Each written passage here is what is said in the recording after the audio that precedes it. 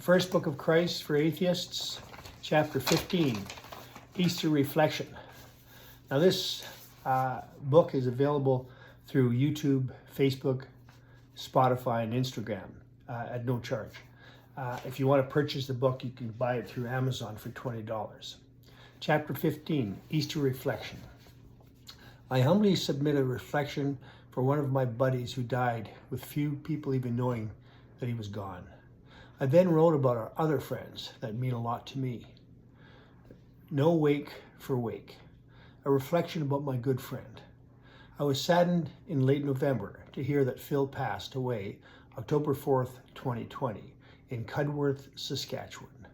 A few years earlier, I had made a point of trying to find him because we had lost touch and I wanted to reconnect.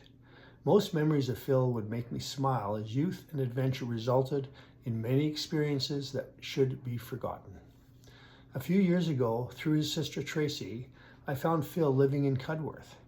I had sent condolences through the funeral home for his mother, who had passed away, and that is how we were able to reconnect. I arranged a motorcycle trip there on a weekend when Carol was out of town. I rode my motorcycle in a downpour. When I stopped at a co-op gas station on Highway 14 to get my bearings, a car pulled up beside me and asked if I saw the car up my fender. I hadn't, but I had to slow down to 50 kilometers an hour due to the blinding rain, and the bumper chaser may have contemplating running into me. I suspect this may have been the case because when I returned from lifeguarding at Falcon Lake on a desolate highway south of Highway 1 when I was 17, a group of locals drove by me at high speed to see how close they could come to me. They were inches away from putting my dead body into the ditch. I am reminded that you don't choose when your time is up. Sometimes it's just circumstances. For me, this could have been one of those moments. I found Phil's home in the middle of a small Saskatchewan town, and the first thought that came to my mind was, who is he hiding from? I brought Appleton rum, which coincidentally was the rum Phil drank. We spoke for 2 days about the present and rarely brought up the past. Knowing our past, Phil was quick to mention that his skirt chasing was over. Thank God. He lived alone with his wife Delsa's little dog. They had moved to Delsa's hometown upon retiring a few years earlier. That was the connection to Cudworth and nothing to do with hiding. Soon after retiring, Delsa developed cancer and passed. In his home in Cudworth, he took care of Delsa, and soon after, his father Sandy, and finally his mother, who also passed under Phil's care in the last months of her life. Taking care of those that are dying is no easy task, both physically and emotionally. Carol and I took care of her dad, so I understood what Phil had gone through. On a mantel by the TV were the ashes of his beloved Delsa. He said that the only one that sat in her chair was her dog. I was about to sit elsewhere when he insisted that I sit in her chair. I felt it was an honor. His tone, his look, his demeanor, all showed me how deeply his love for Delsa was and how badly he missed her. Our conversations included discussions about the flax crop on his farm in Warren, Manitoba, that was so wet that it couldn't be harvested one year. He told me that his dad remembered me as the young feller that helped them haying one summer. I learned about his estrangement from his first wife, Val, and their 2 children. I learned about his trip to the Turks Caicos to visit his 2 sisters.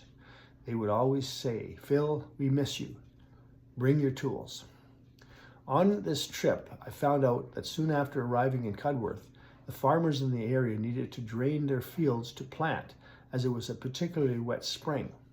The county authorized the runoff to drain onto the golf course. The golf clubs he received when he retired from the Manitoba Liquor Commission, where he was a stationary engineer, were still in their original plastic wrap. There was no longer a golf course in Cudworth. Cudworth is a quaint little farming community where no one locks their doors, with one exception. Phil locked his garage because his neighbor had the habit of helping himself to Phil's tools and not returning them. I told him how I caught and released as many as 30 squirrels over a few years as they were destroying my shed. He showed me how he adapted his pellet rifle to increase the pellet velocity to kill squirrels. He talked about how he re-energized batteries back in the liquor board. Our conversations were broad in scope, and it was the interest in each other that made this visit so special. After 2 days, we said our goodbyes, and it was the last time I would see him.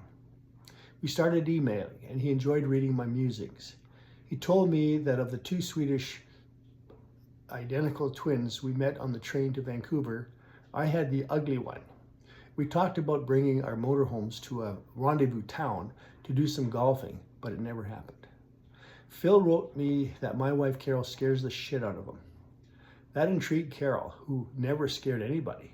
She wanted to go with me to meet Phil on a golf trip so she could discuss what Phil was afraid of. We never found out. The person that Phil became was a kind, caring, and thoughtful person to the ones he loved. We never talked in depth about his estrangement from his kids and his wife. Whatever the circumstances that broke them up, it was in the past. Phil's family appeared to be his siblings and Delsa's family in Cudworth. There was a sad acceptance to how things had evolved in Phil's life. What circumstances drove him away from his children is his secret. I know it can happen, as I had 2 aunties in Seattle who went to their graves never reconciling over a very stupid issue. My sister Connie will have nothing to do with me. Is it something I said? Yes. By this second edition, we are back on talking terms. Yay! Self-righteousness is a trait that some have, and it results in alienation often from those with who you should be closest to. Phil and I were friends because I never questioned him on what decisions he made in life. You would never have anticipated that he and I would be the kind of persons who became judging from our youth. I liken it to Supreme Court Judge Kavanaugh, when a woman from his high school suggested that he scared her and she was afraid that she was going to be raped. Judge Kavanaugh denied it. He did it for 2 reasons. She couldn't prove it. He wanted to be on the Supreme Court. I thought that lying was unacceptable at first, but when you measure the stakes, I can understand why he did it. To me, there is no doubt that it happened, and I believe she was scared. In my opinion, he is as innocent as the late O.J. Simpson. May he rot in hell, God forgive him. You have to be Catholic to provide a curse and a blessing at the same time. Would you deny that man Judge Kavanaugh became because of some wildness in his youth? Nowadays, it is popular to change history so we don't acknowledge the ugly of the past. Take the removal of Sir John A. Macdonald's statue in Victoria because he was a drunk. Naturally, he was a drunk. He was Scottish. There was a time when it was commonly accepted that you never trust a person who doesn't drink. They would be considered conniving, manipulative, and calculating, so they wouldn't let their guard down with drink. Friend Peter pointed out that it was because of his involvement with setting up residential schools as a reason his statue was removed. I would say Sir John A. Macdonald was going along with conventional wisdom of the day that turned out to be a mistake. When the Taliban blew up the 2 ancient Buddha carved in stone in Afghanistan in 2001, I attributed it to orthodox thinking that results in the denial of the advancement of humanity towards a better and more intelligent understanding of the humankind. I felt that only barbarians and closed-minded religions would do such a thing. Those statues were carved around 600 AD. Today, North Americans are removing statues of men of accomplishment because they were slave owners. I can see engraving acknowledgments of the bad stuff as well as the good stuff on the statues, but removing the statue altogether? The Museum of Human Rights in Winnipeg is an acknowledgement of how humankind has dealt with one another over the centuries. Most of what is presented is sobering. It is the greatest display showing what we have done to each other that I have ever seen, and I doubt that there is another museum like it in the world. Would our current activists have it destroyed because it brings up haunting realities that make us uncomfortable? The Asper family should be proud of this initiative, and it remains one of my favorite historical places to visit. I'm going to share with some situations from the past that reinforce why it is important to accept people for what they become, not for what they were. Prime Minister Trudeau with blackface, which might have spurred on another election, and St. Paul for persecuting Christians before he became one, are good examples of which there are hundreds, if not thousands. Few people will admit to the way they were, but for Phil and I remember great times full of fun and adventure. In Phil's memory, I will reminisce about some of the experiences that we went through and why we became lifelong friends. Judging people because of their past is not right, but it is the current trend. Fortunately, we are not famous. Currently in the news is Peter Nygaard, who used threat and intimidation to get what he wanted and continued without ever evolving beyond that mindset. He will be punished by law.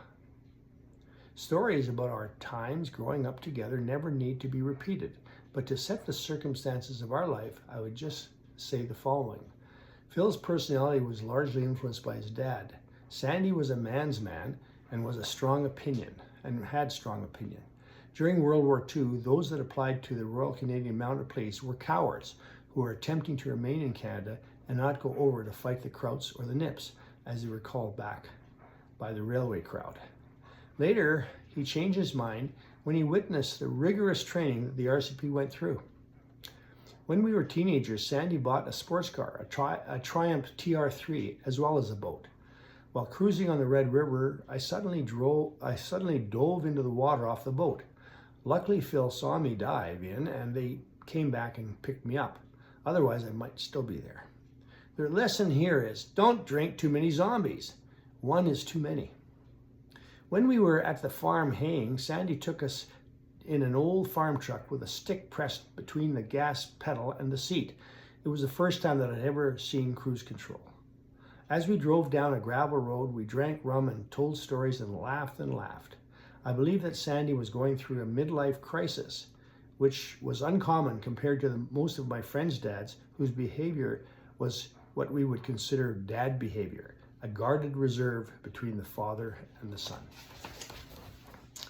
An example of Phil's spontaneous conviction would be, one day we were at Bruce Thomas's and Mr. Thomas told Bruce to do something. Phil said in front of Mr. Thomas, "He can't tell you what to do, you're 18. Mr. Thomas simply asked Bruce to come with him and quietly they discussed the issue respectfully. Another example, when Carol and I were getting married in a Polish church during rehearsal, Phil said, "Tell that guy, the priest, to speak English." You would think that I would be mad at Phil, but I can't remember when I was ever mad at him. He was who he was, and that was all there was to it.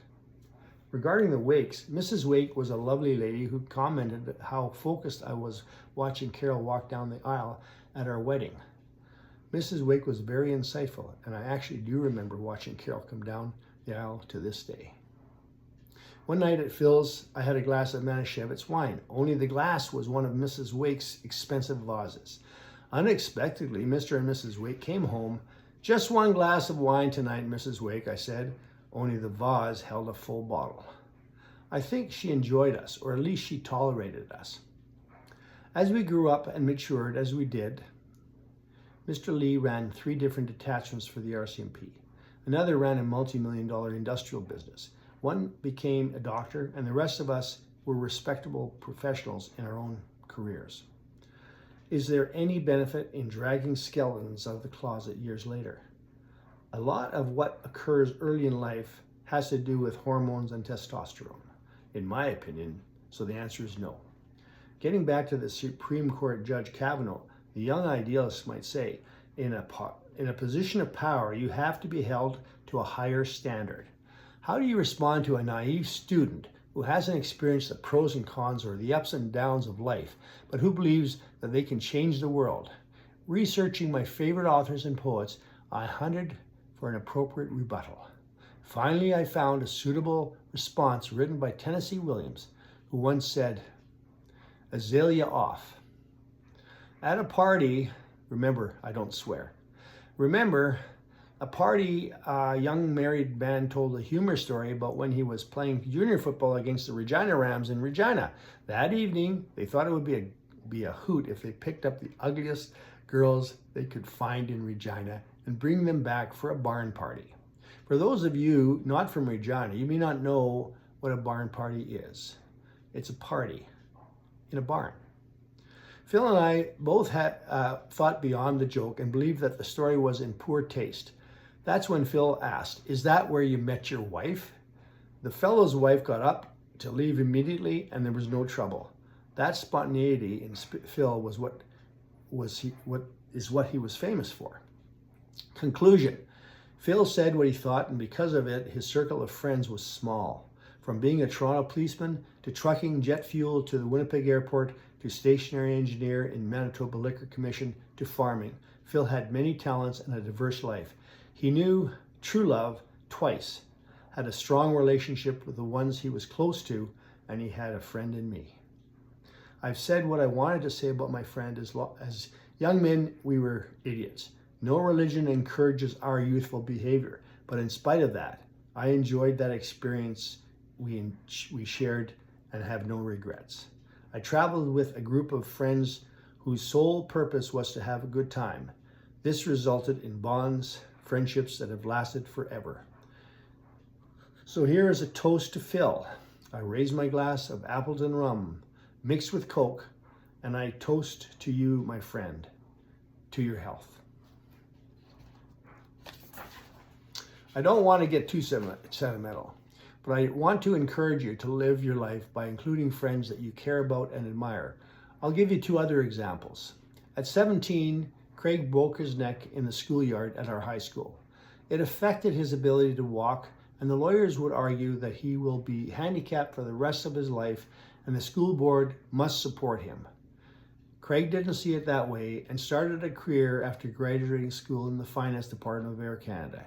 He drove a car and met a pretty young Scottish lassie at work and fell in love. They had 2 children, with their daughter Heather helping care for her dad and helping with special needs children in the inner school district as a teacher. His son helped the family for many years until he met a New Zealand girl online. With his heart going flutter, he moved to New Zealand. The curse of the internet resulted in his son falling in love with a New Zealand girl.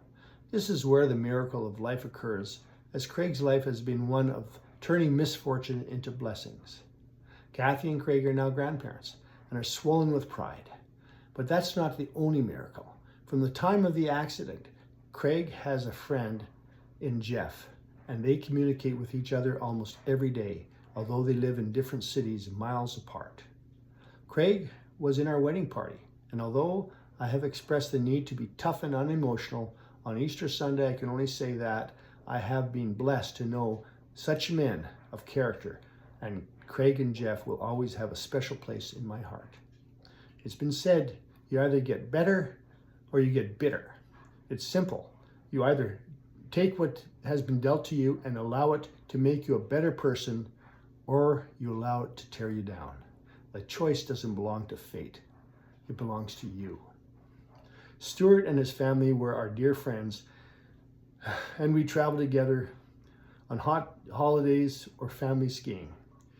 When we were young, I thought we lost him in Barbados in a place called Bathsheba, as a current pulled him under and he surfaced a half mile down the beach after being sucked by the current between 2 enormous rocks. He survived, even though we were swimming where the sign said, "Dangerous currents, no swimming." Stuart wanted the biggest sea fans he could find, as they were popular collectibles in those days, and by golly, he got what he wanted.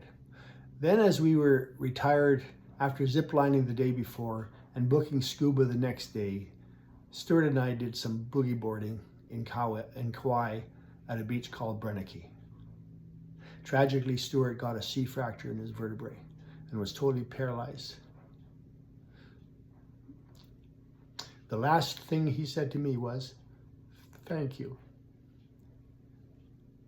for getting him out of the water so he wouldn't drown."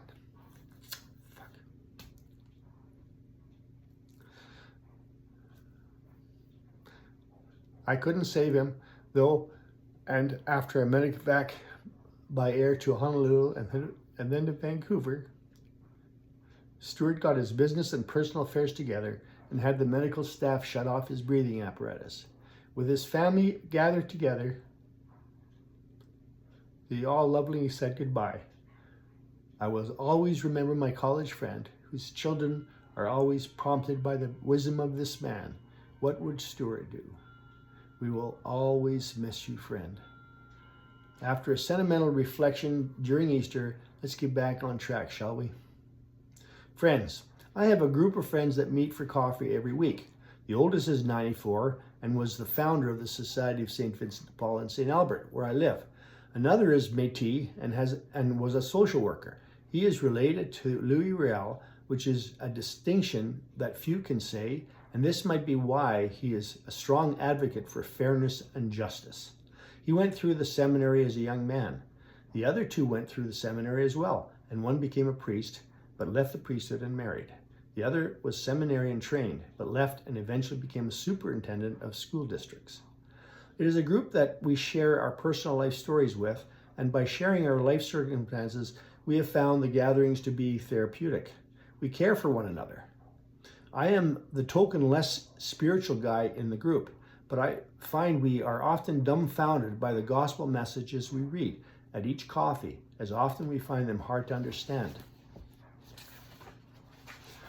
Then I have a pub group that meets regularly, and the difference between my coffee guys and the pub guys is like comparing intellect with school dropouts, as my pub group meets to swear and express how they feel about any subject, which apparently they are all experts in.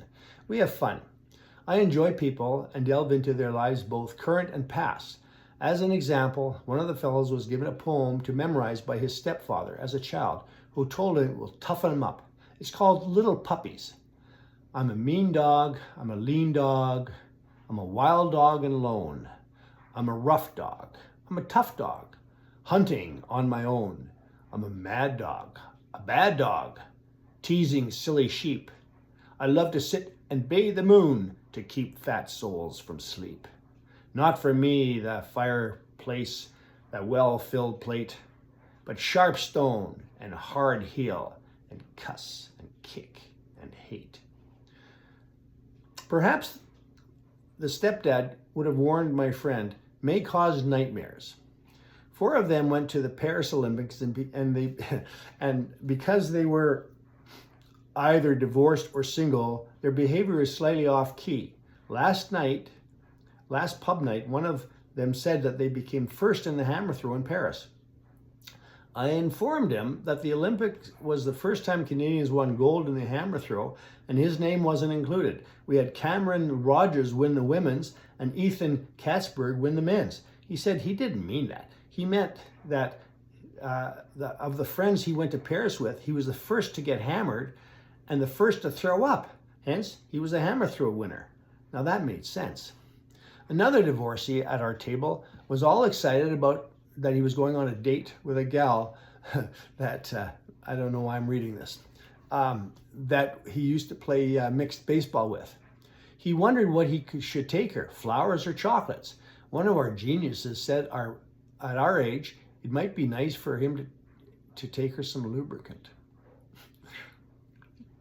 In a gift wrap box with a ribbon on it, my friend presented the box to his date. It could have been some perfume, but instead it was a jar of Vaseline petroleum jelly. His date lost her temper and began moving towards him in a menacing way.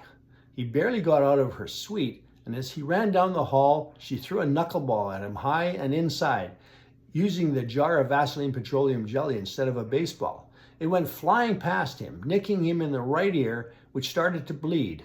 He escaped, and as he dashed away in his car, the first thought that came to his mind was, I should have gone into politics.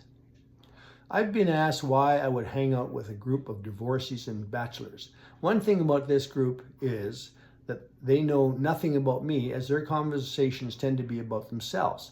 Not everyone was raised the same, and these boys did not have the stable homes. It's nice to get to know those that didn't have the same upbringing as myself and my friends. To know people, you have to get to know all kinds from different socioeconomic backgrounds. Now that was fun, but let's get back to something more serious. Let's look at different cultures as Carol and I explore parts of the world and realize that many of the advanced cultures were a result of strong and ambitious leadership with little or no regard for workers.